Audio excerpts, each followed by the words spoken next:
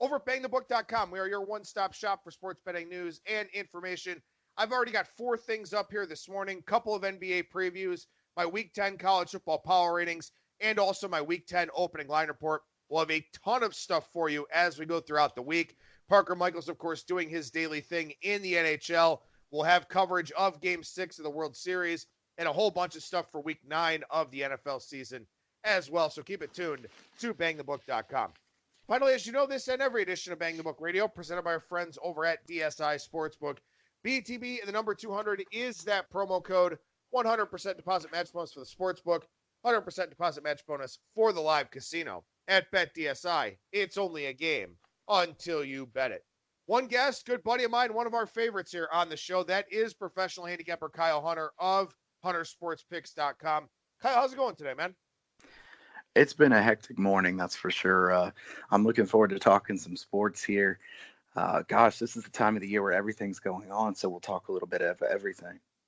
Yeah, we definitely will. And something we do want to talk about here at the top of today's show, I know there's been some questions about if Kyle's going to be doing the daily college basketball article for us, what he's going to be doing over at bangthebook.com here. And again, we'll try to get to some college basketball at the end of today's segment if we can. But Kyle, you and I have been talking, and right now, you know, with catching up on your prep work for college basketball and with some other things, we've kind of decided that if we do something here this year along the lines of an article, it'll be after the first of the year. Yeah, you know, I wanted to go ahead and address it today based on a lot of people having questions. You know, I certainly enjoy working with Bang the Book. There's a lot going on here, both with the sports season here when everything's overlapping here in November and December is always the busiest time for me. Last year when we started it up, we did it in January too, partially because of that. But if we do something here, it will be at the beginning of the year in January. Probably not be a daily article, but I'd like to contribute in some way. I want to try to help. Certainly not that I don't want to do something, and it's nothing that Adam or anyone has done wrong.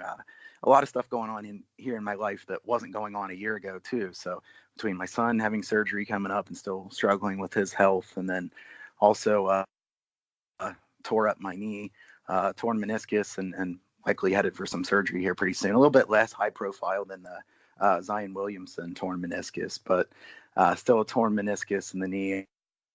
And I got that coming in right at the time here that's going to be really busy. So both with work and life being more busy than it was, it's something that can't happen right now, at least on a daily basis. Yeah, and again, I mean, certainly best wishes to you and best wishes to your family. And you know, that's the most important thing for all of us here at Bang the Book, and I'm sure with our listeners and our supporters as well. You're hoping that everything is all right on your side of things. And you know, again, we'll try to do as much as we can with Kyle for the college basketball season. I'm still debating if maybe I'll try to pick up something. College basketball, not a strength of mine, not as strong by any means as Kyle Hunter. So, you know, we'll see what we come up with. We'll try to do some sort of content over at bangthebook.com and maybe do some more stuff on our Bang the Book YouTube page as well. But for right now, Kyle understandably has to focus on himself and his family. And, you know, we'll see if we can do something here beginning with the month of January. So we just wanted to put that out there. I know we've had some questions about it in particular on social media. So, you know, obviously, and you know what? I don't even want to apologize for it because Kyle has things that he needs to take care of. That's most important for him. That's most important for me as a good friend of his. So we'll make sure that we do things in the right way by him. And hopefully that'll mean doing something here once we get to the start of January. But Kyle, in any event, let's spend a couple of minutes here on the NFL real quickly, and then we'll dedicate the majority of the show to college football. And look, man, it would be nice if college basketball started tonight. Maybe not for you with how hectic today has been, but it would be nice if we had something to pay attention to tonight other than this Dolphins and Steelers matchup.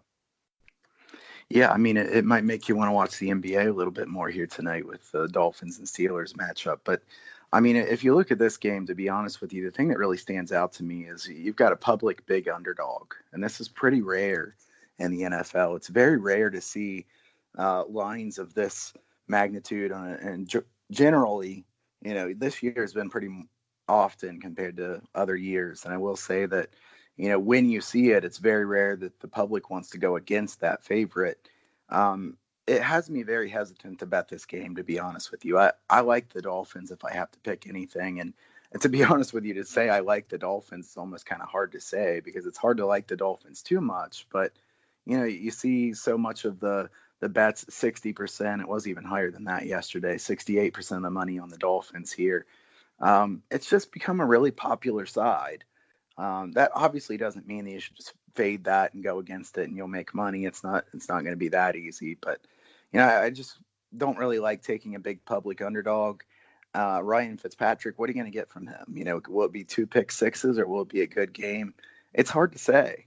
He has potential. He also has potential to really ruin the bet. Mason Rudolph hasn't impressed me very much. That's the main reason I would rather take the points than I would lay the points.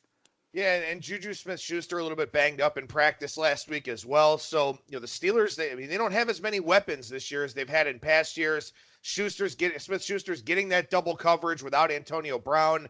They obviously didn't have Le'Veon Bell last year, but, James Conner and the stable of running backs there, not really as productive as Le'Veon Bell, and not really as much of a dual threat either. So I don't even know how you look at the total of 44 for this game. Dolphins, obviously the side you would have liked, but again, as you mentioned, a very big public underdog. And, hey, as far as I'm concerned, I clearly had no idea in the NFL this week, going 0-5 in both contests. So not real thrilled about that here on a Monday morning. And this is a game I'll just stay away from. But other than that, as far as what we saw in the NFL the rest of the weekend, anything kind of stand out to you that you want to mention here? I thought that there were a few interesting games here in the NFL this weekend. I went 1-2 in the NFL this weekend. My last game was the tiebreaker. That was the Texans and Raiders over 51.5. Obviously, it finished at 51. Wasn't too thrilled about that. But, you've got a interesting game to me was the Colts and the Broncos. To me, the Colts looked like they were going to lose that game almost all the way through. The Colts, to me, their record certainly better than that team is at this point. And I like the Colts. I like Frank Reich. But, it's hard to say that with the kind of record they have and leading the division, I really don't think they're that good. I think that that's a division that's still wide open. Houston certainly has the potential to win that division. The problem is you got Bill O'Brien as your coach instead of Frank Reich. So, talent-wise, Houston's a better team. Coaching-wise, they're not. The other game that kind of stood out to me there from this past weekend, it was a game that I lost. I took the under in the 49ers game. They'd been pretty good to me earlier this year, but the 49ers just ran over Carolina. Definitely didn't expect that. It was under 42 when I took it. San Francisco gets to 51 by themselves, so not close on that one at all. But really surprised that Carolina defense, which really is thought to be pretty good, gave up as much as they did. Jimmy Garoppolo throwing 18 for 22, 175 yards with 20 to 25 miles per hour sustained winds in that game. So I guess the Panthers defense was just that bad. Yeah, that's an abominable showing for the Panthers. And I was on the Panthers, and I knew that bet was dead in the water when that line kept coming down. A lot of public underdog money on Carolina. They were the number one consensus pick in the Super Contest. I knew that one was dead before it even went off. I was even having reservations about it on Friday and on into Saturday morning before I set my plays in. It wound up not feeling right. And I stuck with it, and I paid the price for it. And coming off of a bye, that is an atrocious showing for Ron Rivera and his team. So I don't know. I guess we'll kind of see how they bounce back. You mentioned Indianapolis. I thought it was weird that I feel like Frank Reich is one of the better head coaches in the NFL. And there he is at the end of the game, basically playing for a 50-yard Adam Vinatieri field goal. When Vinatieri's been a mess this year. We saw coaches punting from the opposing 33 and 34-yard line in college football this week. The Bears kicked 4 red zone field goals and a 5th field goal from the 22-yard line. It's hard enough to win betting the NFL and college football without these asinine coaching decisions. And the Bears should have covered. Houston should have covered. Bill O'Brien's running the football on first down against one of the worst pass defenses in the NFL. It's so frustrating that I know that so many of these things are out of my control. And my control when it comes to betting is getting the best number I possibly can. That's the only thing I have control over. Then, of course, picking which games I want to bet. But week after week, man, I get boned by these idiots just making these dumbass decisions. And I'm tired of it. Yeah, I agree with you. Did you have the Bears yesterday? Oh, yeah, of course. Yeah, that was a game I was following pretty close. That was my one win in the NFL yesterday with the under. I will say at the end of that game, it's truly shocking that the Bears were playing for a long field goal. I mean, everybody and their brother knows that the Bears haven't had a good kicker. And here there is a minute left in the game. They're just playing to try to knee it, set up a 41-yard field goal. I mean, they had just been going down the field like it was no problem against the Chargers. They probably could have scored a touchdown, to be honest. Just very strange. I mean, that they at least didn't even want to kick a shorter field goal. That one was really strange to me, definitely. And I agree with you that it seems like in the NFL that, if you were going to take one league where you just bet on who has the better coach, that might be the one league to bet on just that. If you just handicap coaching and that was it, the lines are already really tight. But it seems like coaching matters more than ever to me in the NFL. And I would say the other game that really stood out to me yesterday that I didn't mention, first of all, was the Eagles against the Bills. The Eagles bounce back win over the Bills was pretty impressive in the bad weather there.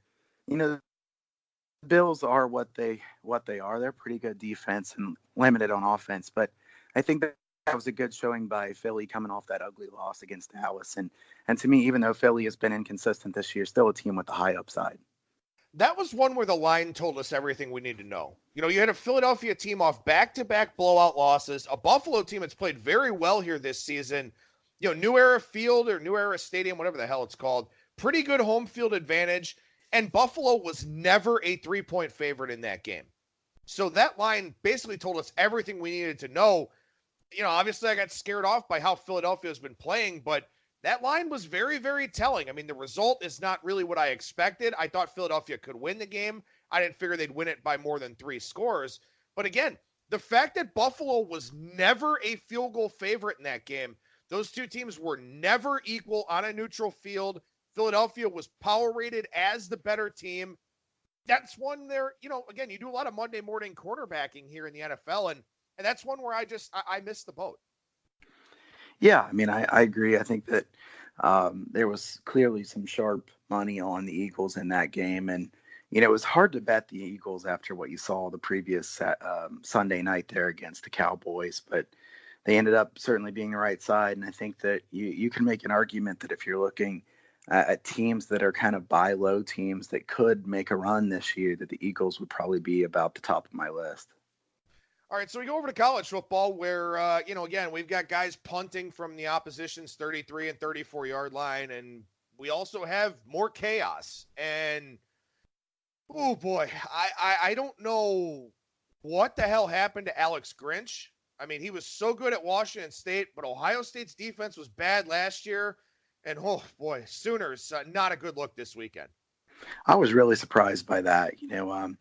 Certainly if I had to pick that game, if I was going to bet something on that game, I would have bet Oklahoma. I didn't bet that game, fortunately, but I didn't think Kansas State had much of a chance at all there. Kleiman's certainly a really good coach, but Kansas State's numbers, if you look at them, they haven't even been very good defensively. They look like a regression candidate, and yet they come in and pull the upset against Oklahoma. Certainly it was an interesting finish there, and I think they made the right call with the onside kick hadn't gone 10 yards. You and I kind of talked about that off the air, that a little bit surprising that they changed that, but I think it was the right call. I think that was really an interesting game, and I wonder who that says more about. Maybe is Oklahoma not quite as good as we thought they were? Or is Kansas State better than we thought they were? I don't know. What would be your takeaway from that?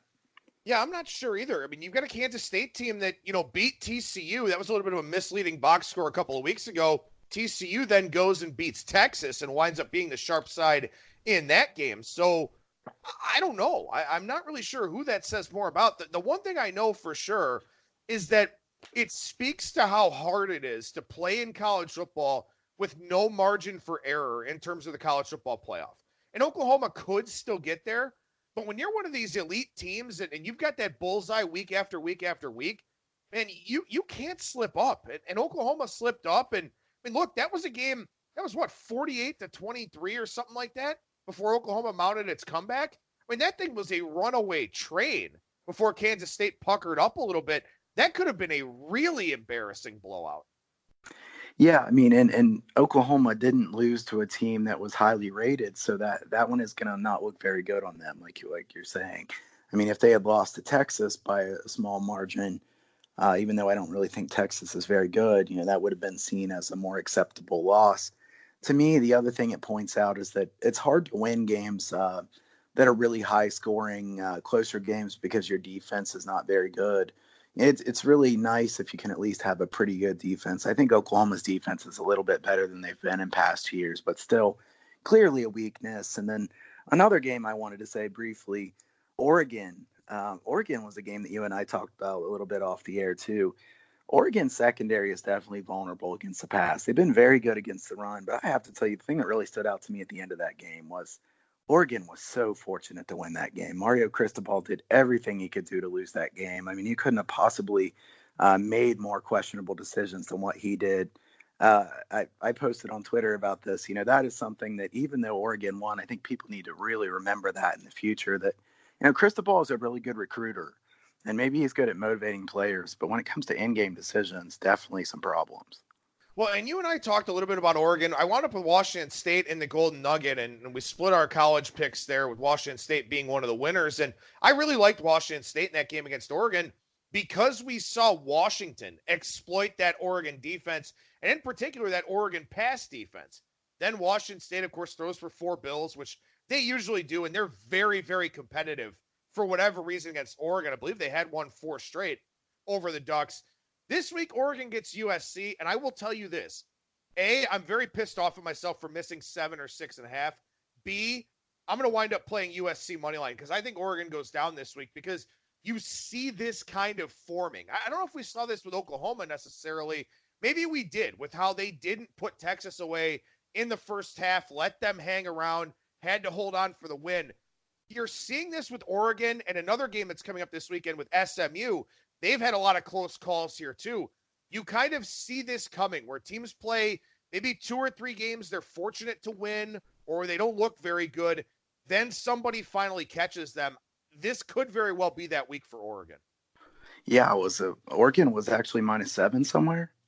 Yeah, Circa opened 6.5 and BetOnline opened 7. Wow. Yeah, I would have liked to take 7 too. USC has been good at home under Clay Helton, not good at all on the road.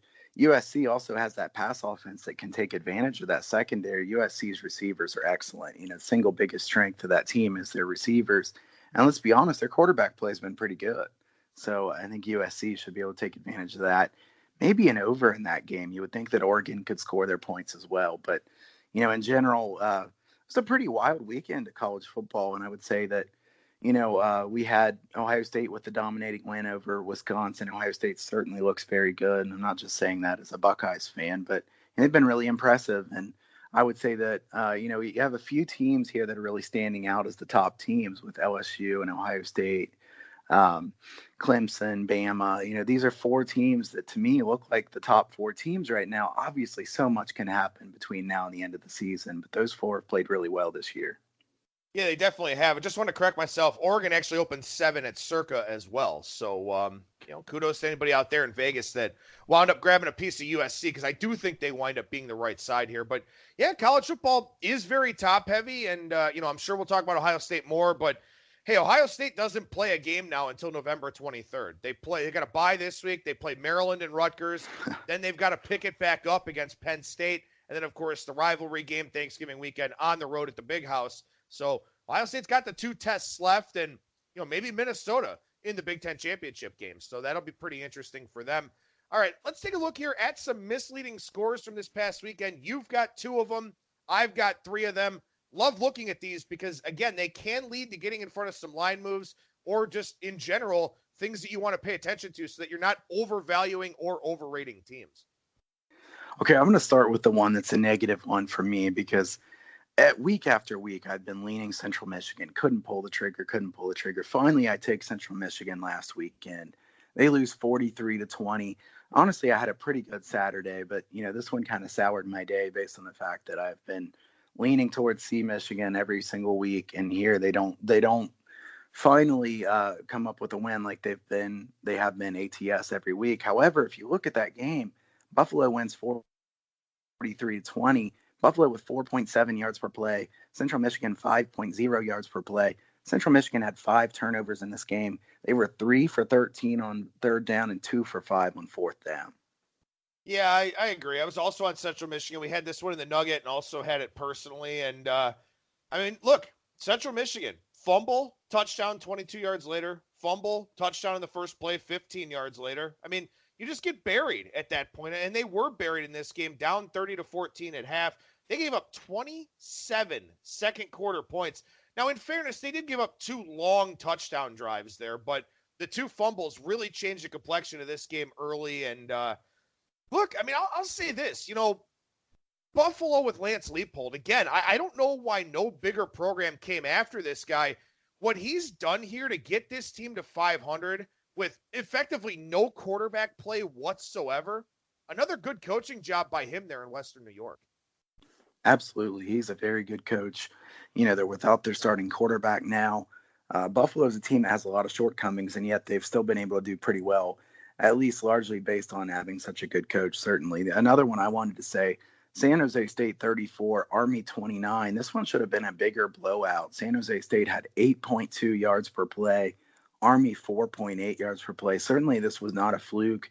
It shouldn't have been this close, I don't think. I think Army has been one of the biggest disappointments so far this year. And certainly San Jose State, you got to feel good for them as much as they've struggled for year after year. For them to be this good has been really surprising. Yeah, it really is. A great win for San Jose State. And again, I mean, that spot was terrible. Long trip, early kickoff, option team, and they still go up there and take care of business, and deservedly so. And I mean, I don't know if they get two more wins for a bowl game, but I certainly wouldn't mind seeing it. I had this discussion with Brad Powers last week, and I just want to get your take on it. If you would have told, and Brad and I talked about this, if you would have told us before the season that Josh Love would outplay Jordan Love this year in the Mountain West Conference, it would be, I mean, you might get committed for saying something like that. Right. Yeah. I mean, you would have, people would have given you some really strange looks, certainly. And I think that Jordan Love's struggles are probably more about the coaching staff or the players around him than him himself. Honestly, you could say that there was a misleading score in that Air Force should have beaten Utah State even more than they did the other day. Utah State was just totally hapless. They couldn't do anything right in that game. But certainly sad to see as good a player like Jordan Love really struggling in his final season. Yeah, I'm going to blame it on Gary Anderson more than anything. I know there was a lot of turnaround and only the two returning starters, but I'm going to blame Gary Anderson for neutering him. And by the way, that's one of the big line moves here of the week, BYU and Utah State. BYU actually opened as high as 8 at BetOnline. That line's down to 3.5, pretty much market wide now, and I am very, very upset at myself for not jumping on that one. 3 misleading scores that I've got for you here. This one's fairly high profile. Texas and TCU. TCU wins 37-27, but 4 Sam Ehlinger interceptions in that game. And that really changed the complexion of that one. TCU did outgain Texas on a yards per play standpoint, but still the 4 interceptions there for Texas definitely stood out. You mentioned this one to me, Miami and Pitt. Miami with 208 yards of total offense against Pitt here. Only 12 first downs, but they win the game. 3 turnovers for Pitt. They were -2 in turnover margin. That's one that stood out. But here's the big one of the week, the creme de la creme of the misleading scores as far as I'm concerned. FIU and Middle Tennessee State. Now, Middle Tennessee State did gain 496 yards here, outgained FIU 496 to 319. FIU was up 17-14 at halftime, outscored 36-0 in the second half, -4 in turnover margin, all of them fumbles for FIU. And Middle Tennessee State had 25 passing yards in this game and scored 50 points. Yeah, I mean, I don't know. Did you see any of that game at all? Did you see the conditions in that game?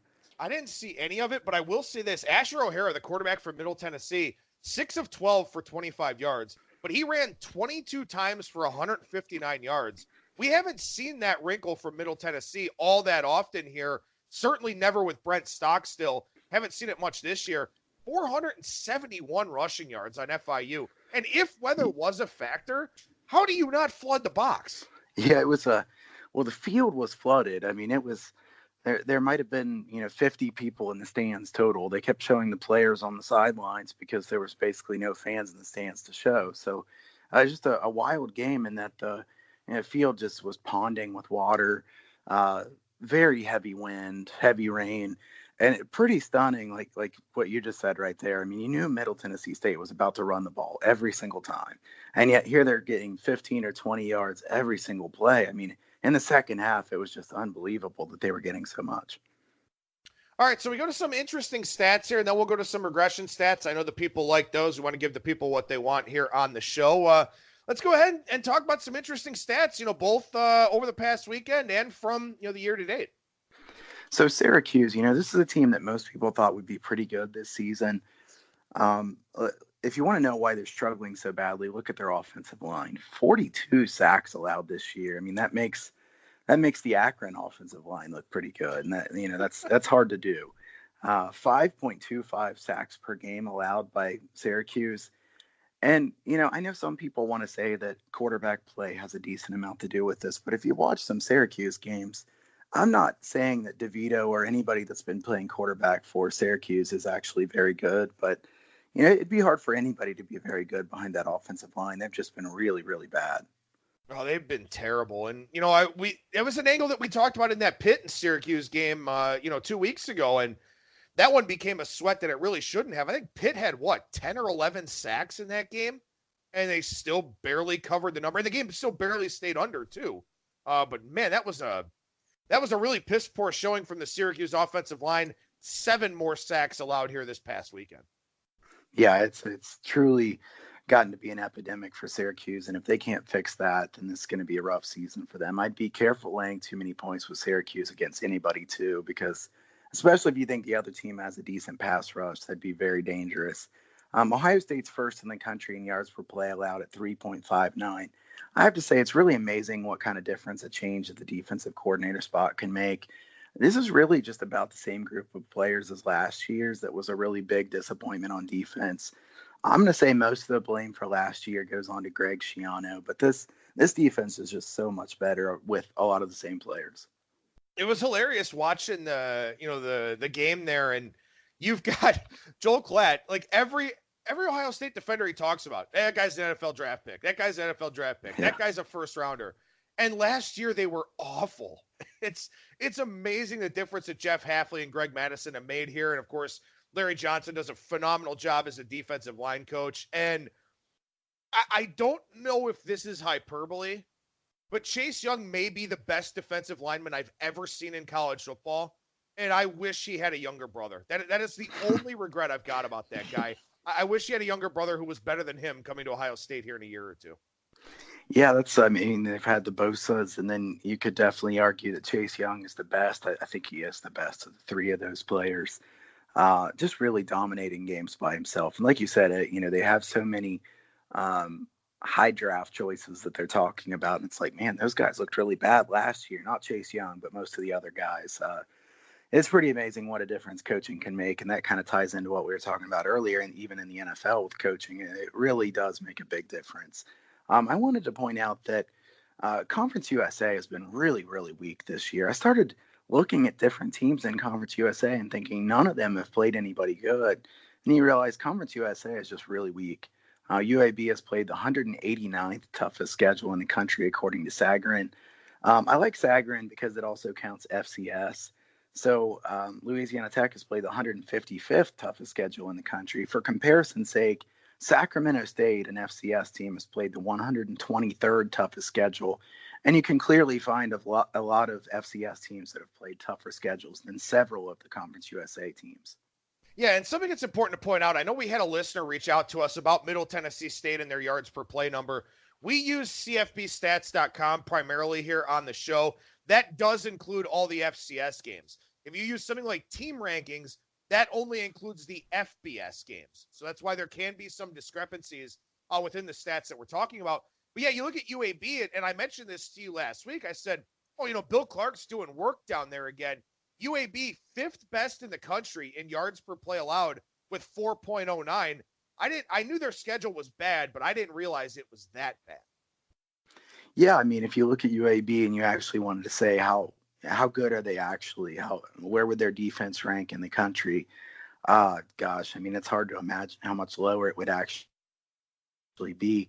If you look at the schedule they played so far this year, really, they haven't even played a decent offense yet. So Alabama State, Akron, South Alabama, Western Kentucky, Rice, UTSA, Old Dominion. So, I mean, this has been quite the run here for UAB as far as not facing any teams with decent offenses.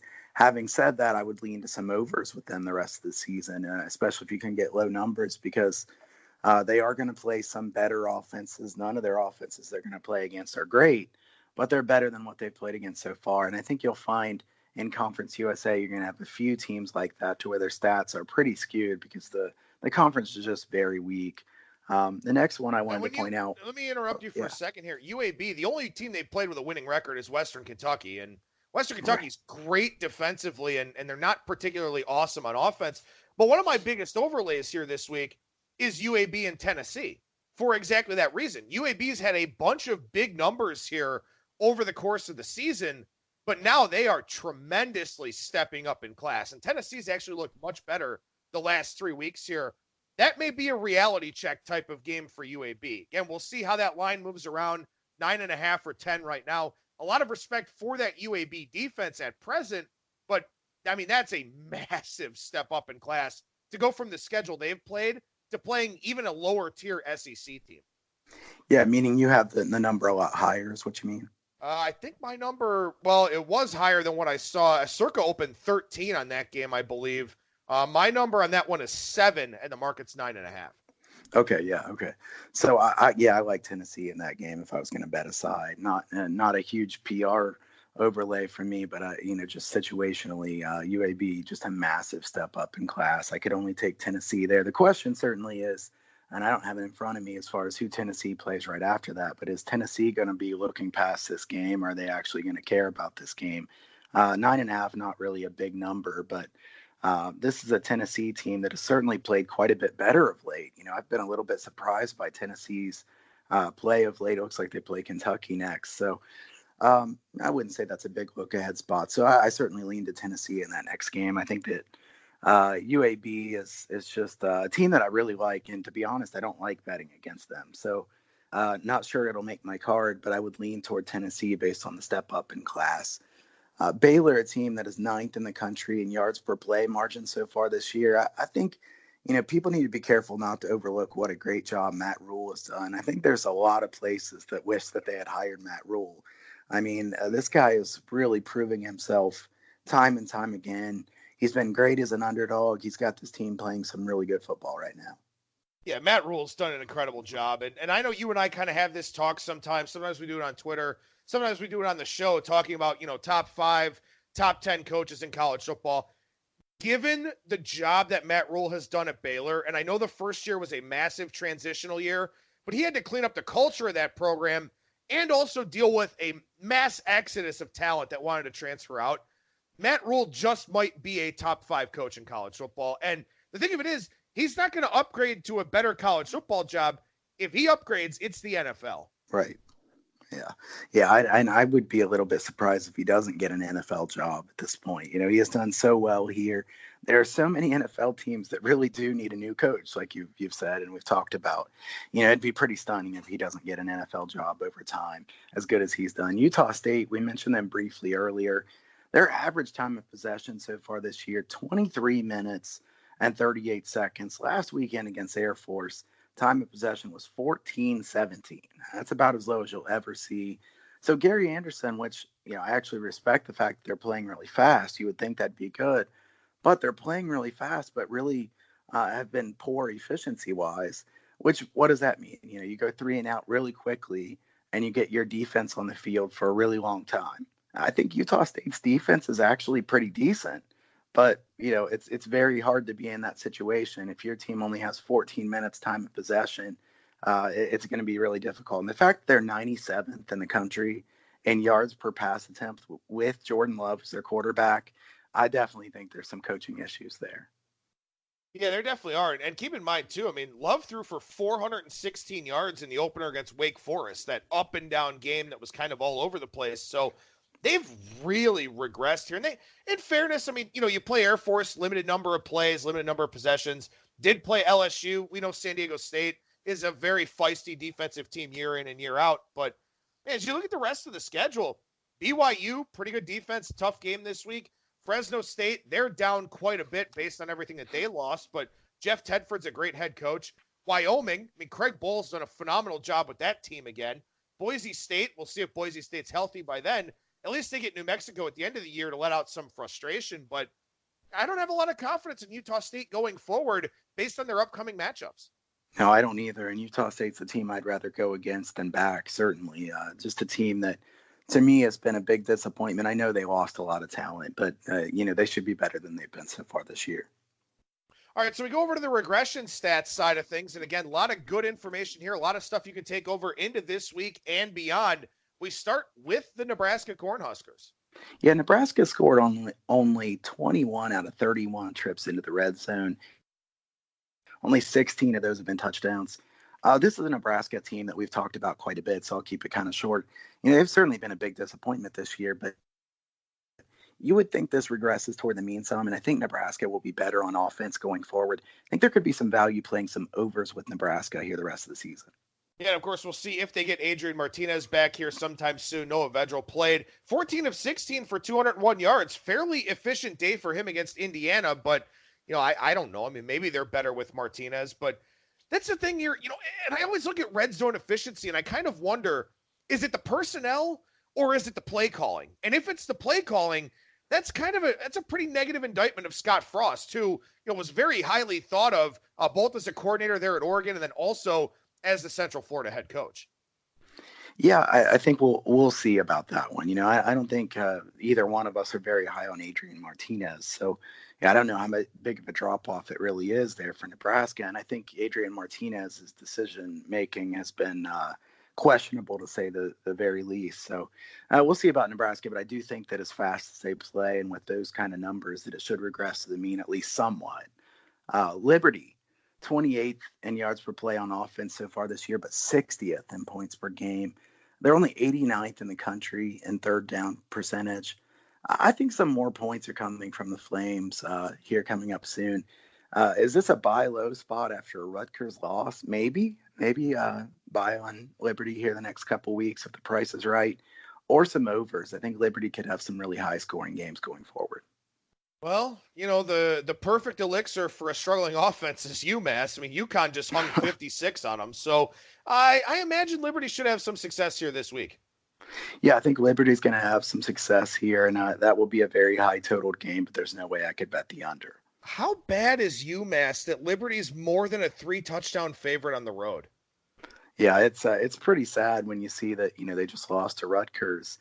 And like you just said, I mean, UConn's offense looked great against UMass, and everybody knows what UConn is. So that's a really big indictment just in and of itself. So, yeah, I mean, I think UMass is almost unbettable. I think if you want to play something in a UMass game, you either want to go against them or take the over. You also wonder if UMass is just going to shut it down. I mean, I guess you could argue that it looks like they've had it shut down all year, but this is the UMass team that they've got some serious problems, and they continue to play in the top 6 or 8 of the country in tempo. So they play really fast just to lose by a lot. So if that continues to happen, I like some overs with UMass as well.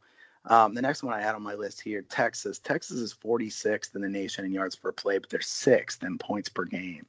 They're very fortunate to have scored as many points as they have. Texas has been on this side of regression all year.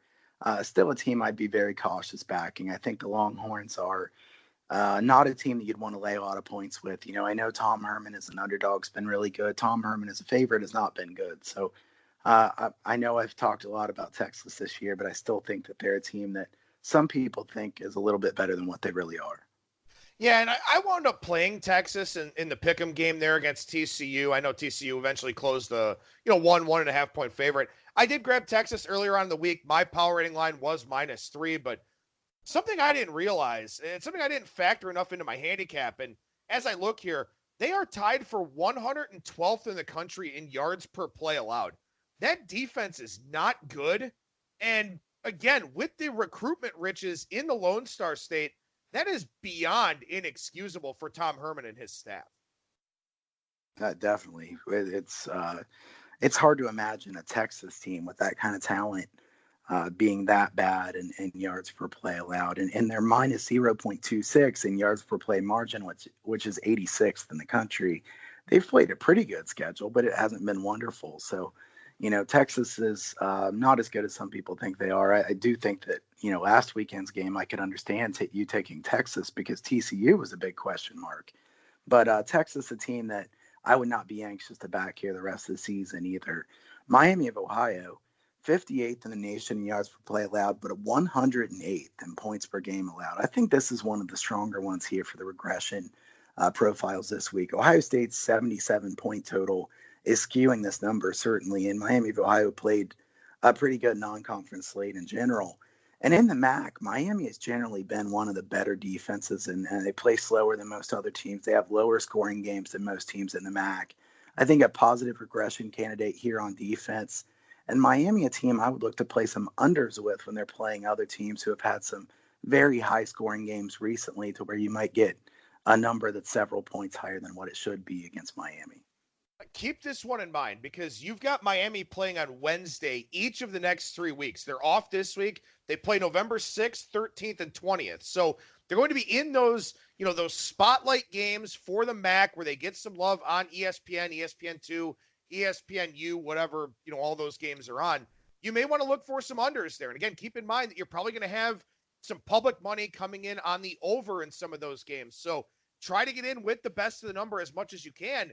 And like you mentioned here, Ohio State had 77 on them. Iowa had 38. Cincinnati had 35. So they played a very good non-conference schedule. Now that they're in the MAC, where the MAC absolutely blows this year, unders for Miami of Ohio games, and maybe even, Miami getting Bowling Green at home and getting Akron at home, maybe some Miami ATS looks as well. Yeah, I mean, they play OU and then Bowling Green and then Akron. The OU game will have a pretty high total because Ohio's defense has been so bad this year. If it's high enough, I'd lean to the under in that one. I would lean to the under in the next two games there against Bowling Green and Akron. And like you, I would probably look to play Miami if the number is decent on an ATS basis. The other thing I'd point out is, like we've talked about a couple times on the show, weekday unders have done really well. So those Wednesday games, an under look with Miami of Ohio could be a pretty strong look here going forward. The next one I was going to say, as far as regression, Colorado State's offense. I think I've mentioned this maybe a couple times this year, but I think it's pretty important to point out. Colorado State has been really good on offense this year. 10 plays of 60 yards or more, which is tied with Oklahoma State for most of the country. Only 53rd in points per game so far this year. I expect more points from Colorado State. I'm still kicking myself that I didn't take the over in their game last weekend. That was a lean of mine. Should have played that one. It's too low of a number. But Colorado State, a team that has been really, really good on offense here. And I think their backup actually has been a better fit for this offense than their starter was in Colin Hill. So Colorado State, a team that I would look to continue to try to play some overs with going forward because I don't think the market knows how good they are on offense. No, I agree. And in fact, that was the other winner that we had on the college side. The Nugget was taking Colorado State, and of course, wound up playing them at the 14.5 as well. And, their starting running back was suspended right before the game. I think the day before the game. But that guy had more fumbles going into last week than 103 of the FBS teams. So we talked about Colorado State and all the bad fumble luck that they've had this year. Well, the fumble luck was because of the running back that just got suspended. Last week, McElroy comes in 18 carries, 117 yards. They don't miss a beat running the football. So now you really look at Colorado State as a team that should take care of the ball better and should still be explosive on offense. Maybe not just an over team, maybe an ATS team here too, because again, like you mentioned, they're a team that's kind of got some hidden upside to them, and they do play UNLV this week. They've got Wyoming coming up, Boise State. They're going to be getting some underdog prices where maybe they're going to be very competitive in those games. Yeah, I would definitely rather back Colorado State than I would go against them at this point because I think most people don't realize how good that offense has been. And if you compare it, they've got 10 plays of 60 yards or more, and I believe Northwestern has 10 plays of either 20 yards or more or 30 yards or more. So, I really like Pat Fitzgerald, and I like Northwestern as a team, but it's been too easy to kind of just throw out Northwestern's offense. I mean, they put up a goose egg last week against Iowa. At this point, you have to feel pretty bad for that Northwestern defense because they're actually pretty good. Northwestern's offense is last year's UConn's defense. Right. You Right. you just make jokes at the expense of that. UConn gave up what, nine yards per play last year. I think there were Right. like 4 weeks they were giving up a first down per play. It was absolutely ridiculous. But yeah, Northwestern's offense has become this year's UConn defense, I guess. So, all right, we're going to try to run through some of these games, and we will actually get to touch on UConn briefly. But again, when we look at the weeknight games, and I try to do this to make sure everyone's got ample time to listen to the show and get some thoughts here on the weeknight games. But this trio of weeknight games is not particularly great here. So maybe we will have a few minutes to talk some college basketball. Thursday night, Georgia State, App State. App State, 17.5-point favorite, 16.5 at Bet Online. So maybe this number is going to come down a little bit here at some point. But App State is just on another level right now. They're dominating teams. Yeah, I think this one's probably coming down because Georgia Southern runs the option. It's hard to win by margins against them because they go so slowly, run the ball almost every single play. I will say that the forecast here is questionable. It looks like it could be rainy here in Boone. This is a game where I would probably look to play the under if I was going to bet anything. I think App State's defense gave up a lot of points and a lot of yards in the non-conference, but their defense is a lot stronger than most of the Sun Belt defenses. So if you get a number high enough here, probably would look to play the under. I would probably lean toward App State here. My PRs have this one higher. I don't love going against Georgia Southern, like I said, because they take so long. They eat up a lot of time. But you kind of wonder if they're going to be able to go on those long drives very often because App State's defense is pretty good at stopping the run. And App State's used to playing against the triple option. So I would think that, this is one where I'd be cautious taking Georgia Southern, especially less than 17 points.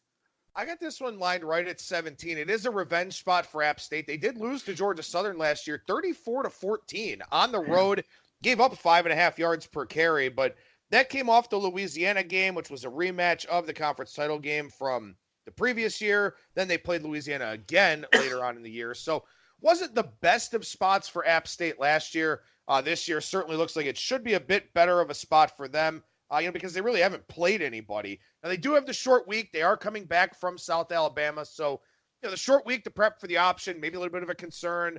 You've got a new coaching staff there as well this year that maybe hasn't seen the option quite as much, although, NC State seeing Georgia Tech every so often. Eli Drinkwitz able to see it. Ted Roof's a veteran defensive coordinator. I agree with you. I'd have to look App State or nothing here. But again, very hard to get margin on those option teams. By the way, Georgia Southern last week against New Mexico, 3 passing yards. 3. Nice. Real solid. Even as a triple option team, that's pretty hard to imagine. I was just kind of looking here real quick to see what the circa number was on this one as far as the total, 47.5. So, I couldn't take under 47.5. I was hoping it'd be higher than that, but this is a game where I wouldn't want to take the over either. So I would either take the under or pass. And I would lean toward App State. It's also hard to lay a big number with a total of 47.5. So kind of like what you said at the beginning of this, these games are not the greatest. And I don't think I'm going to bet this game. Yeah, sorry, it was against New Mexico State. 3 passing yards for Georgia Southern. Did have 403 rushing yards, but also they had a punt return and a pick 6 in that game. So while it ended 41-7, it was a game that was, kind of more like 27-7 for whatever that's worth. And again, you want to pay attention to those little different box score quirks. Game 305, 306 here, West Virginia and Baylor. Baylor laying 18 in this one. My number's 21.5. So maybe a little bit of value towards the Baylor side, but we talked about Baylor already and how good they've been and how much they stand out.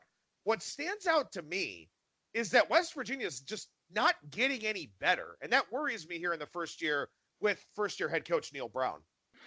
Yeah, and I like Neil Brown. I kind of thought that he would work out pretty well there, and certainly he still could. I think that he's a guy that I would give the benefit of the doubt to for longer than 1 year, certainly. But, the fact that they're not improving, especially defensively, has kind of surprised me. Offensively, knew they had quite a few problems. They're 126th in the nation in yards per carry, 2.90. So West Virginia has to throw.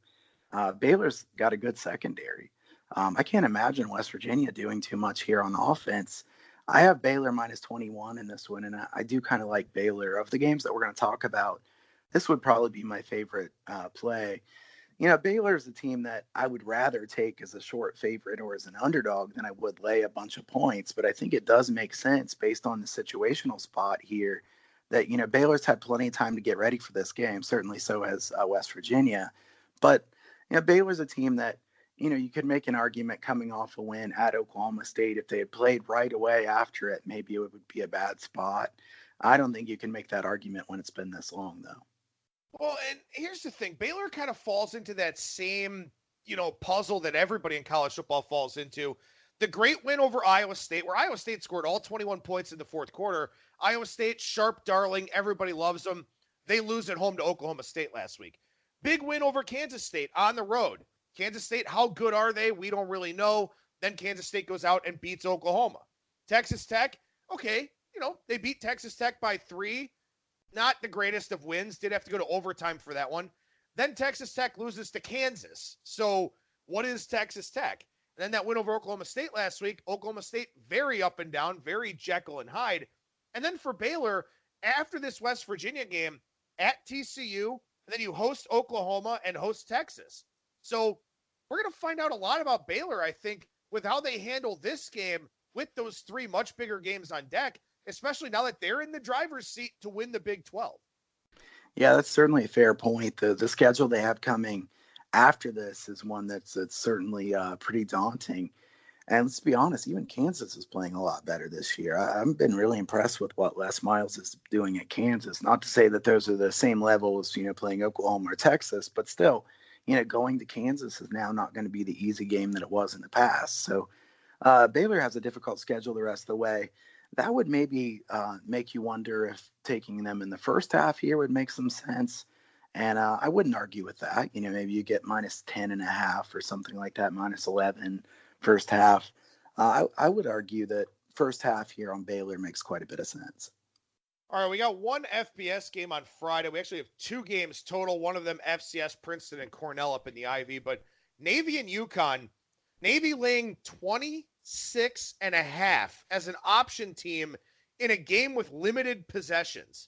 I was racking my brain to try and remember if I've seen a service academy favored by this much over a fellow FBS team. And this morning with a quick search, I couldn't find one. Yeah, I imagine. I'm probably just about as excited about this game as you are, Adam. This game is one where, if you got something else to do, Friday night would be a good time to try to do it. Maybe it's trick or treat night for the kids, or just getting ready for something else. But not an exciting game here in any way. I think that Navy, a team that, let's be honest, I think both of us would say I definitely did not expect Navy to be this good this year. They have way overperformed my expectations, have moved them up significantly week after week in my PRs. And I keep thinking, I can't keep moving them up, and yet they do very well. They got a big lead there against Tulane and almost ended up losing that game. But, the Navy offense I'm confident in. The Navy defense, I still wonder if they're as good as their 28th ranking in yards per play in the country. I think that Navy's defense is still probably their weakness, especially the pass defense. But they're certainly much better than they were last year. And how does that, come into this game? I don't think that factors into this game much at all. I can't argue for UConn being able to take advantage of a weaker pass defense. UConn put up points against UMass, but that doesn't say much at all. So to me, I would find it extremely difficult to lay 26 points with Navy, a team, a triple option team where there's going to be limited possessions, but I'm not excited to take UConn. So I don't know, Adam, I hope you like something better than I do in this one. My line's 26. I kind of like UConn a little bit. They have played better the last 2 weeks, but also a rather I thought that Houston was unmotivated, and maybe they were to go on the road for that game, but then I bet against Houston this past week against SMU, and they hung right in there with the Mustangs. Maybe the pressure's getting to SMU a little bit, but I was very impressed with Houston in that game last week. So does that make what UConn did 2 weeks ago against Houston more impressive? Maybe. If I had to do anything here, I'm taking UConn. I'm not laying almost 4 touchdowns with Navy and the option. The problem is I don't know how long UConn possesses the ball here. So they've got to score probably on 2 of their limited number of possessions. If that happens, they should cover. If they don't, then they might get shut out at 31-0 or 28-0, something like that. So Probably look under more so than anything, especially because UConn's really run the football effectively the last 2 weeks. So I think they're probably going to stick with that. But very hard to like too much of anything there in that game. So, I mean, I guess, since we're talking about really bad games, I presume you don't want to talk about Akron and Bowling Green, do you? No, that's not one of the games that excites me for this weekend at all. I was kind of looking, though. You think we have a minute to talk SMU and Memphis? Sure, of course. I'm kind of struggling a little bit, as you can hear by my voice today. So I apologize if this doesn't sound as good as normal. But I will say that, SMU and Memphis, to me, Memphis is a team that I took as a season win total over. I have to tell you, I was really worried that they were going to lose that game against Tulsa. And if Tulsa had put together a decent kick, they would have. Fortunate to get out of that one. Memphis did have the box score advantage in that game, but Tulsa comes back, almost wins it. I think this one sets up pretty well for Memphis. I would lean Memphis. My PRs like this one a little bit. I think it's a good spot for them. SMU, like you said, is a team that has kind of just barely gotten by several times this year. I mean, they did it against Tulsa, and I believe that game was at home. SMU is a team that, really hasn't been that great. And maybe their defensive numbers are a bit skewed because they haven't played that many good offenses. I think Memphis is a very good team. Their defense is better than they've been in past years. White is a bit of a question mark for me at quarterback. I think if they had a quarterback that was a little bit more trustworthy, they'd be a really good team. But they have a lot of home run hitters on offense. They have guys who can go the distance almost every single play. I think they'll hit a lot of big gainers there against SMU. And I think this number will keep going up. So if you like Memphis, I think it'd be better to play it early. I think so, too. I think Memphis winds up being the sharp side here in this one. Memphis, for being as high profile of a group of 5 team as they are, they've been a very popular sharp side. A lot of times I look at my power ratings and I've got an overlay on Memphis. This week I actually don't. I actually have the game 3.5, but I totally agree with everything about your handicap that this looks like Memphis or nothing. SMU kind of teetering there, sort of trying to get themselves a loss, much like Oregon, like we talked about earlier on in the show. Also, Reggie Roberson may not play for SMU this week. That would hurt them because they've got 2 very good wide receivers. You take one of them away, all of a sudden the other guy gets double covered. Can Shane Buechele find somebody else? I think this spot does set up nicely for Memphis. Probably the best game of the week here. I know Georgia and Florida play, and that should be an interesting cocktail party as always. But I think SMU Memphis, probably the most intriguing game of the week with that New Year's 6 bowl bid, kind of hanging in the balance there for the group of 5. So totally agree with your sentiments there on that one. And probably best not to start the college football or college basketball discussion. Probably best not to go too deep down the rabbit hole with that. So we will save it for next week. And what we're going to talk about, we're going to talk about some new head coaches. We're going to talk about some of the rule changes and how they could have a big impact. It would be a good way to talk college basketball on the eve of the start of the season with everything getting underway next Tuesday. So Kyle Hunter, professional handicapper over at huntersportspicks.com. What's going on over there right now, man? Yeah, check out my subscriptions. I've lowered the prices on several of those. Also, the Free Picks newsletter went 2-0 in those this past weekend. So been on a really nice run on the free plays here in the past couple seasons. I know this year started out a little bit slower with the free plays in football season, but overall it's been a really nice run, 85-54 in the last 139 free picks. So sign up for that free pick newsletter over there at huntersportspicks.com if you haven't already. Well, and like I said, man, I mean, we could have talked Akron and Bowling Green, but I know your voice is going out. And I didn't want to leave you speechless with, a phenomenal game like that. So it's a shame. Yeah, right. That's all right. We'll be able to do it in college basketball. I'm sure we'll find some very, very deep under the radar games to talk about. And again, with that in mind, we're probably going to stop doing our NFL segment or maybe just do very little with Monday Night Football. And then we'll do the joint segments here of the college football first look and handicapping the hardwood. So we'll kind of split the segment in half a little bit, maybe start 40-20 just because we got to let the college basketball season settle in a little bit. But for our listeners out there, just so that you can prepare, we'll do the college football first look and handicapping the hardwood. Once college football winds down, we'll just transition over all to college basketball. So as always, Kyle Hunter of huntersportspicks.com, been a great guest for us today. Will continue to be going forward.